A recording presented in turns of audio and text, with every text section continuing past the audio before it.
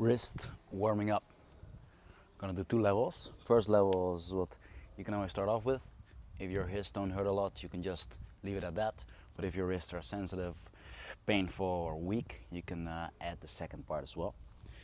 First of all, just starting, you can even start over here. Just get them nice and warm. Yeah, it's good to do this before you start training. Maybe if you have a group lesson or like something else, you can even start doing this like 15 minutes before. It's the warming up. You can start doing the first one, then the rest of your warming up, your other muscles, and then you do the second one to really give your wrists a lot of time. Yeah, okay. Starting off with that. Gonna be in this position. We're not gonna push too hard, just mild pressure side to side. Side to side, make sure you are squeezing a little bit into the floor, not just no pressure with your fingers. Make sure there's pressure in your fingers, side to side.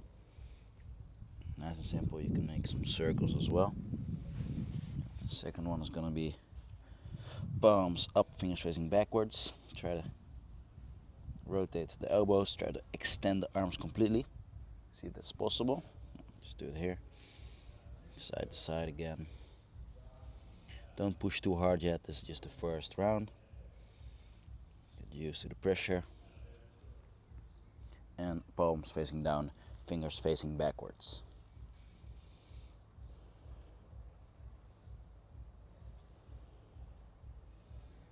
Again, side to side movement is good with this one.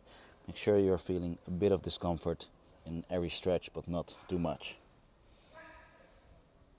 And this could be already enough for your first frog stand. So if you've done this, you could start going to the frog stands.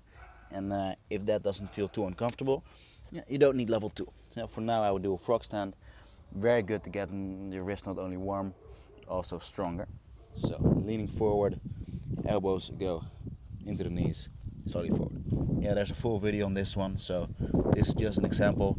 This is how I would finish my wrist warming up. Yeah, they're feeling strong. If they're not feeling strong, I do another round. Give it some rest. This round, I am gripping the floor.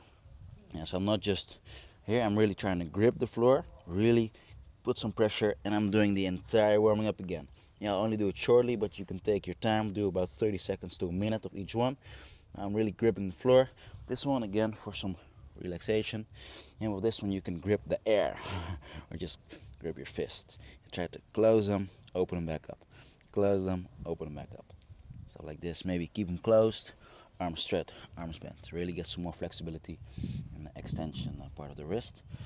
Over here, fingers backwards, and then squeezing the floor. Leaning backwards a bit more, just like that. And then one more, which is very important to get stronger extensors. Yeah, this is the part of the wrist that's hurting quite often. You want to make the extension muscles stronger and also the tendons. So give it some rest. It's gonna be painful, but a good one. Pressing my wrists into the floor, just my wrist. Then I'm trying to get my fingers off the floor. Yeah, so wrists into the floor, fingers off the floor. Then trying to extend my arms. All 3 of them are not gonna be possible, but you're gonna try. Yeah, so pushing, getting them off, trying to get the arm straight, and then rotating.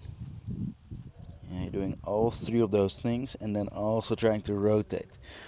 Yeah, if one gets a little bit less, so right now my arms get less, so no problem. Just try to extend them again, and keep going. You should feel it over there, maybe also on top. You definitely want to get those muscles and tendons stronger. Also good if you want a perfect straight handstand, in which you're only balancing with your fingertips. Yeah, that should hurt. Over here, you can give it a small stretch. And then the last part, if you really want some bulletproof wrists, we have a few exercises. First ones are going to be some forearm or wrist push-ups. You can start with my knees close to my hands and just push out this part. Yeah, so to my knuckle. Fingers staying on the floor, getting a light pressure with my fingers. And you can obviously also go there. And to make it harder, you get your knees further away, so putting more of your weight into your hands. Yeah, you should feel this more in your forearm, in their flexor muscles. Also very good to get stronger handstand, more blood flow to the wrists, very important. And then lastly, frog stands again, but not just the normal frog stands, but with a switch grip and maybe a complete reverse grip.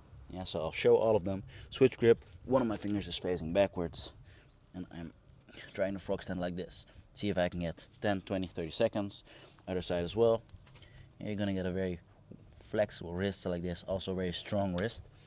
And lastly, reverse grip. It's pretty hard, you're probably going to fall forwards, but it is going to definitely get your wrist stronger. Yeah, full wrist warming up.